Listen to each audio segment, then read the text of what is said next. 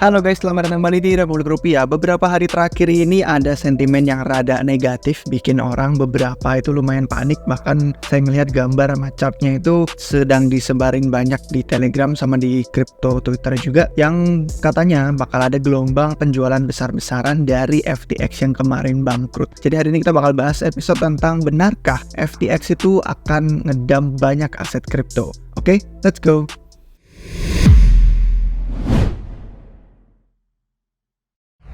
Baik guys, yang pertama kita bakal lihat yuk dari sentimen negatif yang bikin orang panik tentang FTX. Katanya ada banyak laporan nih, rumor yang mendengar bahwa gerak-gerik signifikan dari aset-aset yang disimpan di dalam dompet yang dipegang sama FTX. Untuk yang belum tahu FTX, kalian bisa nonton video kami akhir tahun lalu 2022 ketika mereka bangkrut, ketika mereka kolaps. Ada lumayan beberapa episode yang membahas soal itu. Intinya mereka merupakan salah satu exchange terbesar sebelum hancur, merupakan level yang bisa dibilang banding sama Binance dan Coinbase. Dan karena sekarang mereka sudah bangkrut, banyak orang yang banyak kreditor gitu kan yang pada nyariin klaim untuk bisa dapetin uang mereka kembali. Akhirnya FTX mulai banyak gerakan dan akhir-akhir ini katanya sih akan ada tekanan jual yang signifikan ke harga-harga aset kripto yang mereka pegang, karena bisa jadi mereka tuh nyari duit dari sana, ngejualin aset-aset yang sisa. Nah, kalau kalian lihat di layar hari ini merupakan Arkham Intelligence yang sudah kemarin ngedengar soal airdropnya juga pasti udah denger. Tapi kalau yang udah ikutin RR sejak tahun lalu bisa lihat beberapa episode kami pakai Arkham juga untuk salah satu platform analitik on-chain ya. Dan di sini kalian bisa melihat alamat yang dikasih label sebagai FTX. Dan alamat yang dikasih label FTX ini memperkirakan bahwa ada 10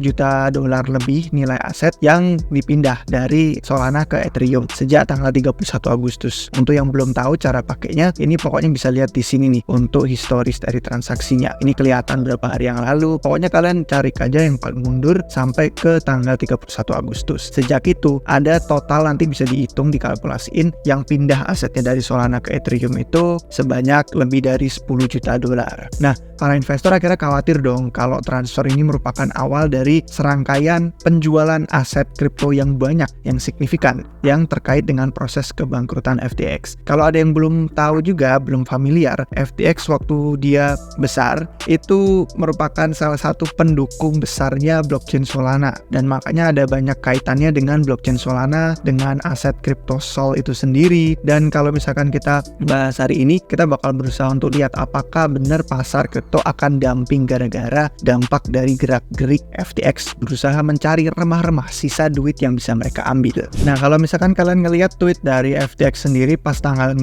September itu, mereka mengonfirmasi bahwa transfer ini tuh hanya bagian dari proses konsolidasi. Nah, artinya itu apa? Pas baca cuman ya investor udah terkejut aja, karena meskipun sudah ada konfirmasi seperti ini, yang namanya pergerakan aset kebaca di on-chain secara tiba-tiba tanpa kejelasan itu pasti bikin orang pada panik. Ketakutan ini juga makin diperburuk oleh kripto Twitter yang banyak kemarin itu analis-analis, kadang ada beberapa juga yang analis amatiran gitu, mulai mengedarkan banyak sekali rumor-rumor negatif, sentimen buruk yang menempatkan nilai aset dalam dompet Solana khususnya itu katanya yang terlibat ada transfer sampai sebesar 1,5 miliar dolar. Saya bukan bilang yang ini analis amatirnya, karena ada beberapa nama lain yang saya nggak bakal sebutin itu yang memperparah situasi. Cuman karena banyaknya ketidakpastian gitu ya, banyaknya ketakutan, makanya ini yang biasa disebut dengan namanya FUD, istilah kripto yang singkatan dari fear, uncertainty, and doubt. Jadi ketakutan, ketidakpastian, dan keraguan-raguan. Makanya kemarin kami bikin artikel juga sih di website republikrupiah.com itu tentang FUD baru, wallet milik FTX transfer 152 miliar rupiah kripto untuk dijual. Jadi di sini kalian bisa lihat kalau pengen baca tentang potensi FUD-nya, tekanan jual, dan beberapa komentar umum lainnya. Cuman klaim-klaim ini ada yang bisa kita bilang itu tidak sepenuhnya benar, tidak sepenuhnya tepat. Nanti di menjelang video ini kita bakal bahas satu persatu juga. Tapi panik yang besar mereka timbulin ini ya masuk akal sih, karena kita ingat juga kan masih belum tahu pasti liquidity, saldo sisa yang dimiliki sama FTX, itu nilai sebenarnya ada berapa sih aset kripto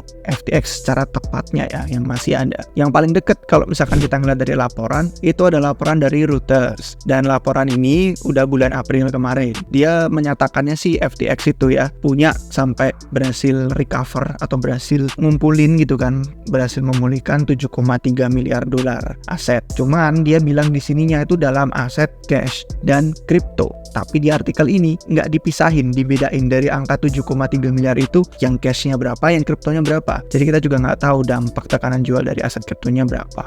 Cuman ya, likuidasi FTX pun mungkin tidak punya dampak sebesar yang digembor-gemborin sih, menurut saya setidaknya. Digembor-gemborin sama banyak analis di Twitter. Apalagi kita udah ngeliat ya, banyak metrik-metrik on-chain yang saya bahas dari sisi Bitcoin, dari sisi Ethereum, dan altcoins lain selama akhir tahun kemarin, awal tahun ini sampai sekarang. Itu kan kita udah ngeliat fondasi pasarnya, dan udah bisa dibilang kayak Bitcoin 16.000 hampir ke 15.000 pas kemarin FTX collapse itu kemungkinan besarnya merupakan bottom. Jadi saya pikir sih nggak bakal separah yang digembor-gemborin orang, karena banyak aset FTX juga. Ini yang harus kalian perhatikan, itu asetnya tidak bisa dijual secara realistis. Kenapa? Karena kalau kita ngeliatin alamat dompet yang dirujuk gitu kan, misalkan contohnya yang tadi dirujuk di Twitter, yang kalian bisa lihat pelacak di kayak Arkham di awal tadi, itu banyak banget aset-aset yang disimpan dalam dompet yang udah tidak bernilai sebenarnya guys. Udah nggak berharga, udah nggak liquid, atau nggak ada banyak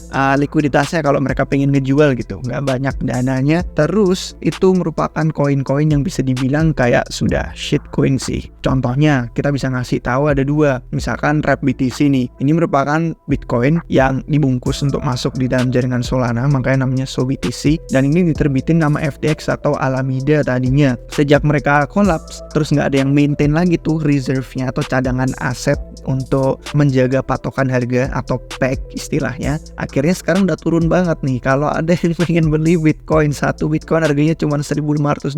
Wah, ini bener-bener parah sih, sampai di pegnya itu sedemikian besar. Dan istilahnya ya jadi kayak masuk gak bisa keluar. Kalian lihat aja chart harganya nih, maksimum. Pokoknya sejak 2022 yang brutal, banyaknya kejatuhan entitas terpusat, terus di ultimatum lagi sama pas FTX collapse Oktober-November, udah deh di pack asetnya signifikan. Bitcoin satu masa harganya cuma 1.500 aja. Jadi kayak nilai asetnya itu udah nggak bernilai lagi ya. Kalau sebenarnya kalian lihat, contoh kedua adalah Wrap Ethereum. Sama Wrap Ethereum Solid di blockchain Solana, SOETH, dan yang diterbitin sama FTX Alameda sendiri, mereka sendiri yang iniin reserve asetnya. Jadi kita juga nggak tahu dari dulu mereka yang namanya mainan kotor, nggak jujur. Dari dulu juga pas ngeprint ini nggak tahu nih bener-bener ngeprint ada reserve-nya atau cuman asal printing out of thin air gitu kan. Makanya sekarang satu Wrap Ethereum yang SOETH di Solid aja cuma $137 doang. Sama chartnya mengenaskan, sungguh tragis. Sejak FTX collapse sudah di pack banget, diskon besar.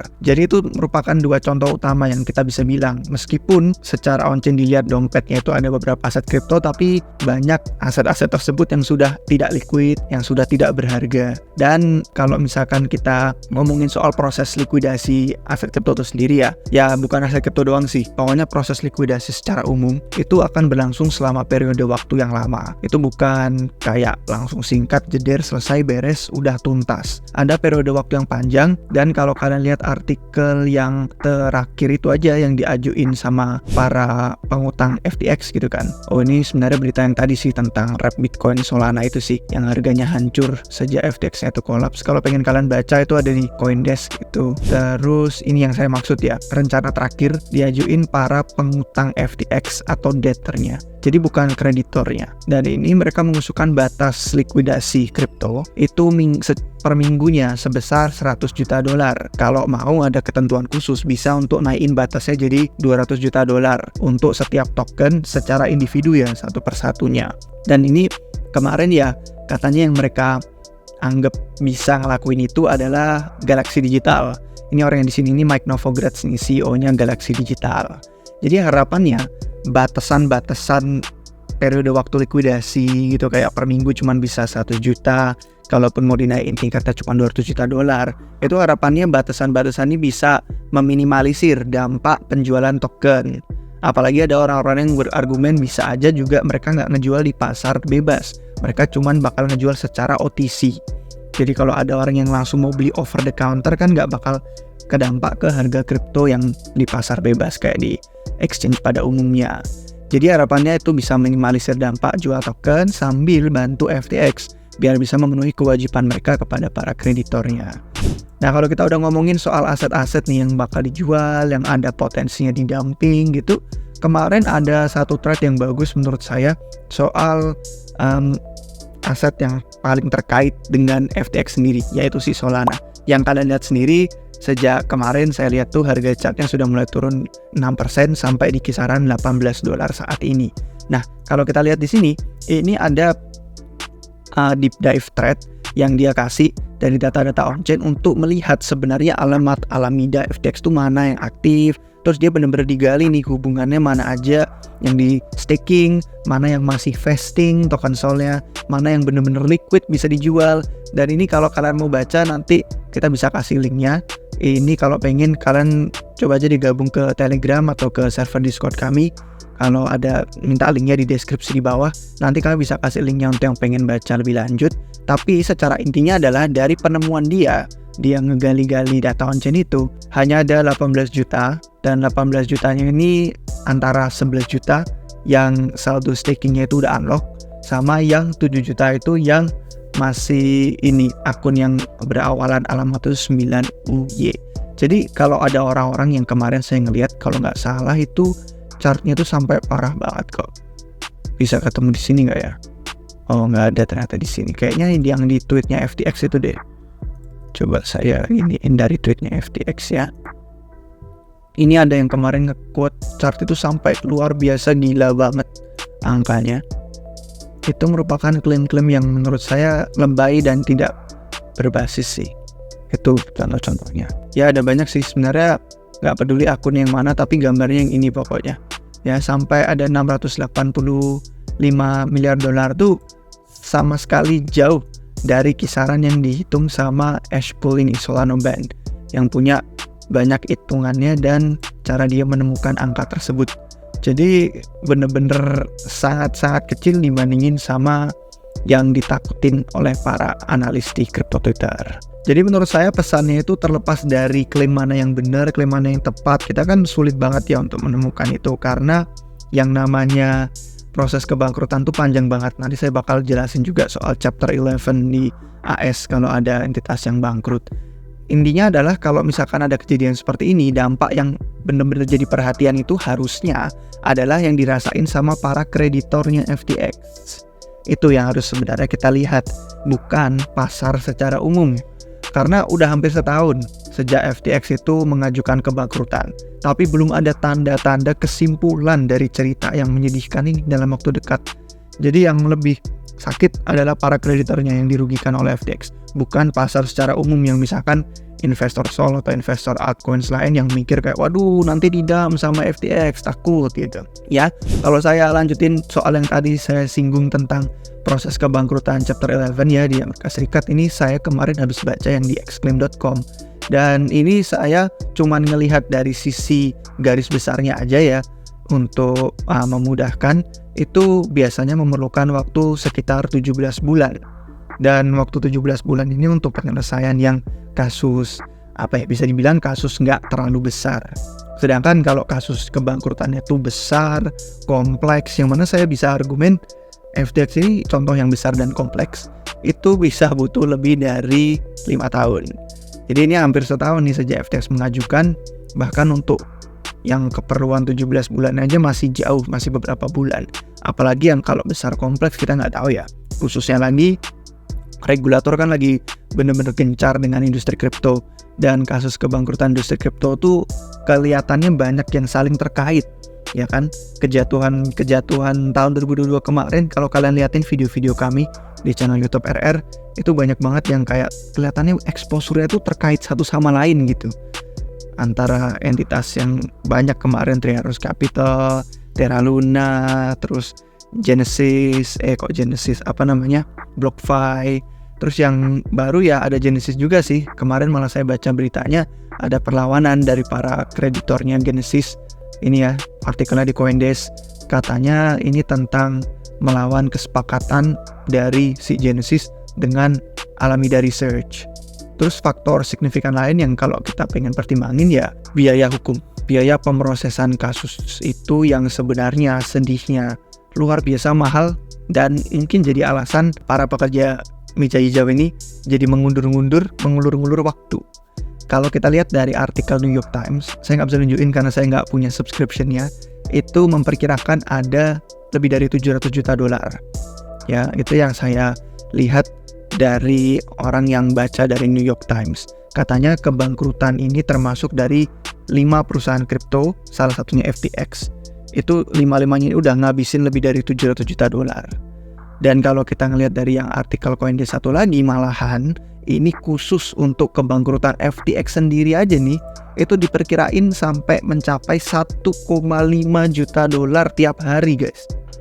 Ya, jadi berapa tuh? 15 tambah 7,5. Berapa? 23,5 miliar rupiah tiap hari. Jadi bener-bener biaya legalitasnya, biaya pemrosesan hukumnya untuk kebangkrutan itu banyak banget. Dan seiring berjalannya waktu, setiap hari itu lewat, setiap hari itu berlalu, aset kripto yang bisa ditebus oleh para kreditor itu jadi semakin menyusut, semakin berkurang. Yang tadinya nilainya udah nggak berharga, yang pada illiquid gitu kan, semakin dikit. Terus ada yang vesting, terus nggak semuanya unlock, dan data-datanya banyak yang cuma digembor-gemborin. Jadi saya sih nggak begitu khawatir kalau misalkan nanti ternyata memang ada tekanan jual. Saya nggak pikir itu bakal menjadi sebuah black swan untuk pasar kripto. Kalaupun ada, saya bakal lihat itu sebagai peluang yang menarik, karena udah nungguin nih peluang-peluang untuk beberapa altcoins yang bagus, yang kalau misalkan kita merasa udah cukup punya BTC atau ETH, terus pengen spekulasi porto kecil aja persentasenya ke altcoins lain untuk dapat performa keuntungan lebih, ya mantep sih misalkan nanti harganya semakin turun dalam. Tapi itu dengan skenario buruknya aja.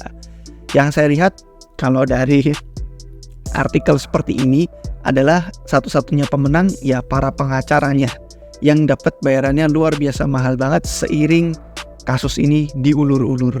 Bahkan kalau kalian lihat yang baru hari ini, kalau nggak salah pagi ini, yang CEO-nya Layer Zero, Brian Pellegrino ini sampai bikin tweet panjang, itu dia ngekomplain karena dia sudah bilang ada kooperasi yang bisa dibilang tuh dia sangat kooperatif, pengen kerjasama untuk menyelesaikan apa yang pengen diselesain, tapi dari pihak pengacara, dari pihak hukumnya itu yang suka ngulur-ngulur.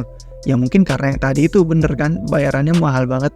Dan kalau kita lihat dari artikel The Block, FTX sampai berusaha untuk nyari sisa-sisa remah-remah, mana duit yang bisa kami kumpulin untuk memenuhi tanggung jawab bayar utang-utang ke para kreditor. Salah satunya deal yang kemarin udah mereka buat sama Layer Zero, yang dealnya tuh sampai ada 45 juta dolar. Mereka berusaha untuk narik lagi lebih dari 40 juta dolar gitu. Makanya Brian Pellegrino sampai komplain karena dibilang kita udah berusaha sebaik mungkin komunikasi sama yang pihak ngelikuidasi FTX. Kami udah mempertahankan komunikasi itu, berusaha untuk cari informasi terbaik, dan pokoknya banyak banget hal-hal yang dia tunjukin tuh kooperatif, tapi malah pihak FTX-nya aja yang ngulur-ngulur. Jadi kurang lebih itu sih guys dari seluk-beluk tentang rumor, berita, sentimen mengenai FTX yang katanya bakal ngedam aset kripto di pasar. Gimana menurut pendapat kalian? Apakah ada poin yang kurang? Apakah ada beberapa hal yang mungkin kalian kurang setuju? Ada argumen lain? Mungkin bisa kasih pro kontranya di komentar di bawah video ini. Kalau misalkan kalian suka dan dirasa bermanfaat, jangan lupa kasih jempol. Jangan lupa juga subscribe biar gak ketinggalan video terbaru dari Republik Rupiah. Terima kasih guys untuk nonton sampai akhir. Sampai jumpa lagi di video berikutnya. Cheers!